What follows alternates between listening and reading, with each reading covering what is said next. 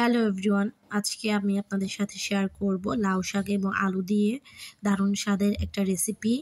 এই রেসিপিটা আমি আমার শাশুড়ি মায়ের কাছ থেকে শিখেছি। উনি আজকে এই রান্নাটা করবে।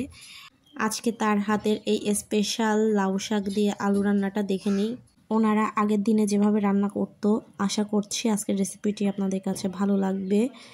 প্রথমে লাউ শাকগুলোকে ভালো করে কেটে বেছে ধুয়ে নিতে হবে। নিয়ে নিয়েছি এখানে একটা আলুটাকে পাতলা পাতলা করে কেটে ধুয়ে নিতে হবে। চুলাতে একটা কড়াই বসিয়ে দিয়ে এর মধ্যে দিয়ে দিতে হবে পরিমাণ মতন সয়াবিন তেল। তেলটা গরম হয়ে গেলে এখানে মাঝারি সাইজের 2টা পেঁয়াজ কুচি করে নিয়েছি, এটা এর মধ্যে দিয়ে দিতে হবে। পেঁয়াজটাকে কিছুক্ষণ ভেজে নিতে হবে।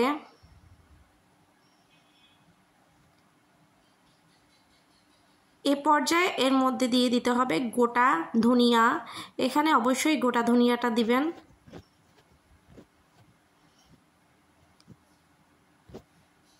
আগের দিনে ওনারা এভাবে রান্না করতো। এভাবে রান্না করলে তরকারিতে অন্যরকম একটা টেস্ট, অন্যরকম একটা ফ্লেভার আসে। ধনিয়া এবং পেঁয়াজটাকে একটু সময় নিয়ে ভালো করে ভেজে নিতে হবে।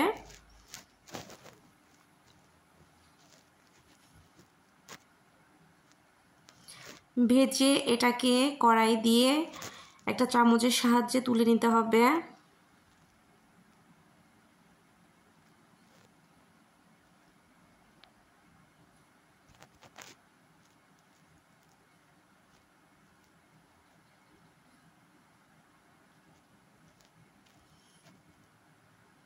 ধনিয়া এবং পেঁয়াজ ভাজাটাকে তুলে নিয়ে এর মধ্যে দিয়ে দিতে হবে বাটা মশলা।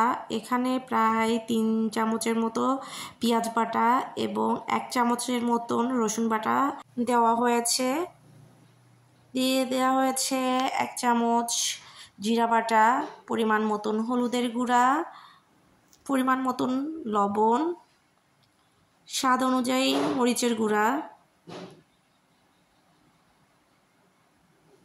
এবং দিয়ে দিতে হবে 1 চা চামচ ধনিয়া গুঁড়া এবং কিছুটা পরিমাণের সয়াবিন তেল দিয়ে এটাকে ভালো করে কষিয়ে নিতে হবে।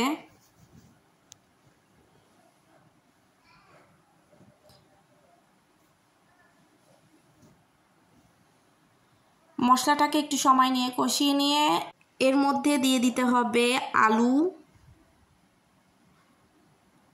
আলুটাকে মশলার সাথে খুব ভালো করে নেড়ে কষিয়ে নিতে হবে।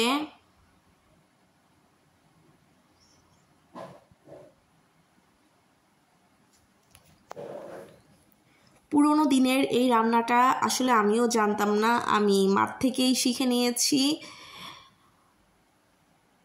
আলুটাকে কষিয়ে নিয়ে এর মধ্যে দিয়ে দিতে হবে পরিমাণ মতন পানি দিয়ে এর মধ্যে ধুয়ে রাখা শাকগুলো দিয়ে দিতে হবে।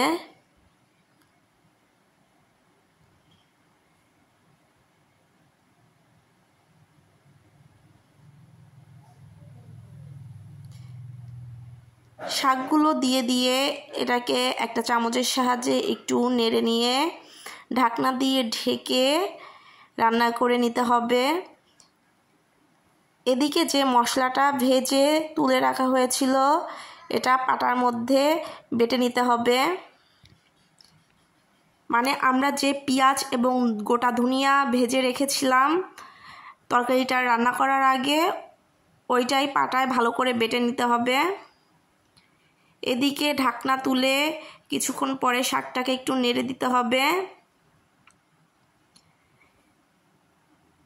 আবার ঢাকনা দিয়ে ঢেকে শাকটা সিদ্ধ না হওয়া পর্যন্ত রান্না করে নিতে হবে। নামানোর আগে যে মশলাটা আমরা বেটে রেখেছিলাম, অর্থাৎ যে মশলাটা আমরা তরকারিটা রান্না হওয়ার আগে পেঁয়াজ এবং গোটা ধনিয়াটা ভেজে বেটে নিয়েছিলাম, ওইটাই আমরা তরকারির মধ্যে দিয়ে দিব। দিয়ে নেড়ে ভালো করে তরকারির সাথে মিশিয়ে নিব। এটা দেওয়ার পর 1 মিনিটের মতন চুলার উপর রেখে এটাকে নামিয়ে নিতে হবে। আজকের রেসিপিটি আপনাদের কাছে কেমন লেগেছে কমেন্টসে জানিয়ে যাবেন। ভিডিওটিতে একটি লাইক দিয়ে দিবেন। আপনাদের একটা লাইক এবং কমেন্টস আমাকে অনেক উৎসাহ দেয়। আজকে এখানেই বিদায় নিচ্ছি।